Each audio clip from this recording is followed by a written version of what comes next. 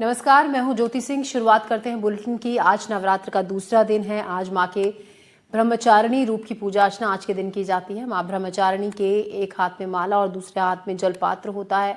मान्यताओं के मुताबिक मां ब्रह्मचारिणी की पूजा करने से मनचाहा वरदान मिलता है। मां भक्तों के दुखों को हरने वाली, मनोकामनाओं को पूर्ण करने वाली है।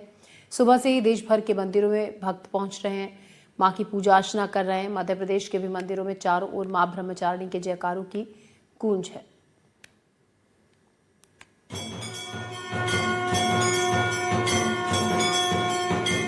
नमस्कार, मैं पंडित नितिन त्रिवेदी।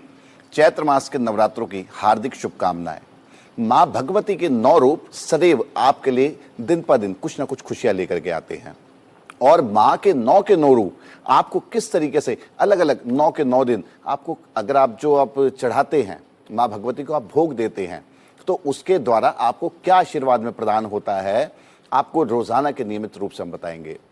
तो इसमें पहले आता है मां भगवती प्रथमम च शैलपुत्री द्वितीयम ब्रह्मचारिणी। आज हमारा दूसरा दिन है मां ब्रह्मचारिणी का। ब्रह्मचारिणी मां एकमात्र एक ऐसी मां है जो भगवान शिव की तपस्या पाने के लिए, जिस समय मां भगवती ने 9 के 9 रूपों को धरा था, हमारी सृष्टि के सृजन के लिए, अर्थात हमारे आपकी और हमारी रक्षा के लिए मां भगवती ने 9 के 9 रूप धरे। और उन 9 के 9 रूप रखने के कारण उनको अलग अलग दिन किस प्रकार से हमने भोग और प्रसाद चढ़ाया और उससे हमने आज भी लाभ मिलता है। उस लाभ को पाने के लिए मैं आपको बताऊंगा आज मां भगवती के दूसरे दिन ब्रह्मचारिणी मां भगवती के लिए आप क्या प्रसाद चढ़ाएं और किस प्रकार आप जीवन में आनंद पा सकते हैं।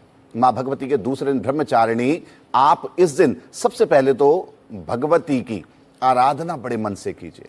अगर आप तसल्ली से अगर मां भगवती की आराधना करते हैं और ओम नमो भगवती हरिप्रिया श्वेत प्रिया हरिप्रिया, इस तरीके के आप इस मंत्र को अगर आप बोलते हैं, निश्चित रूप से अगर आप इसकी 108 बार अगर आप इसका जाप करते हैं, एक माला का पूरा जाप करते हैं, और साथ ही साथ मां भगवती को अगर आप मिश्री का या फिर पताशे का अगर आप इस दिन भोग देते हैं, तो मां ब्रह्मचारिणी प्रसन्न होकर के आपके घर में वर देने के लिए आती है।